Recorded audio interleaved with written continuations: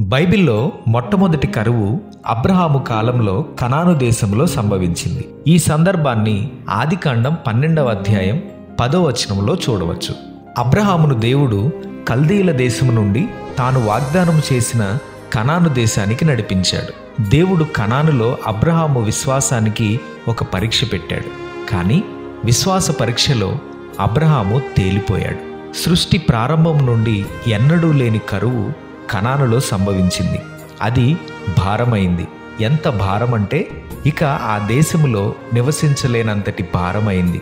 అప్పుడు అబ్రహాము దేవునిపై ఆధారపడకుండా, దేవుని సహాయాన్ని తీసుకోకుండా, దేవుని ప్రక్కన పెట్టి స్వంత నిర్ణయం తీసుకొని ఐగుప్తుకు వెళ్ళి ఇబ్బందులు కొని తెచ్చుకున్నాడు. సంతోషాన్ని కోల్పోయాడు. అన్నీ ఉన్నా ఒంటరివాడయ్యాడు. తనను భయం ఆవరించింది. ప్రాణభయంతో తన భార్యను చెల్లి అని చెప్పే పరిస్థితి వచ్చింది. తాను చెప్పిన అబద్ధాన్ని బట్టి అవమానం ఎదురైంది. రాజును సహితం ఇబ్బందులకు గురి చేశాడు. మనము దేవునికి ఎప్పుడైతే దూరం అవుతామో భయం మనకు దగ్గరవుతుంది. యెహోవా మాటను విశ్వసించి సమస్తాన్ని విడిచి వచ్చిన అబ్రహాము సమస్యను పరిష్కరించే దేవుని వైపు కాకుండా కరువు అనే సమస్య వైపు చూడటం వల్ల అలాంటి పరిస్థితులు ఎదుర్కోవాల్సి వచ్చింది. చివరికి అబ్రహాము తన తప్పు తెలుసుకున్నాడు. దేవుని వైపు తిరిగాడు. ఆయన సహాయాన్ని కోరాడు. వాగ్దానాన్ని స్వతంత్రించుకున్నాడు. విశ్వాసులకు తండ్రిగా నిలిచాడు.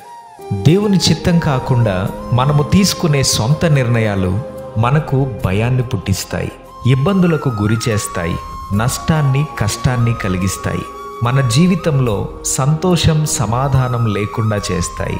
అటువంటి పరిస్థితులు రాకుండా ఉండాలంటే ప్రభువును హత్తుకోవడమే శరణ్యం. ఆ రీతిగా మన హృదయాలను సిద్ధపరచుకుందాం. అట్టి కృప, ధన్యత దేవుడు మనకు అనుగ్రహించునుగాక. ఆమెన్.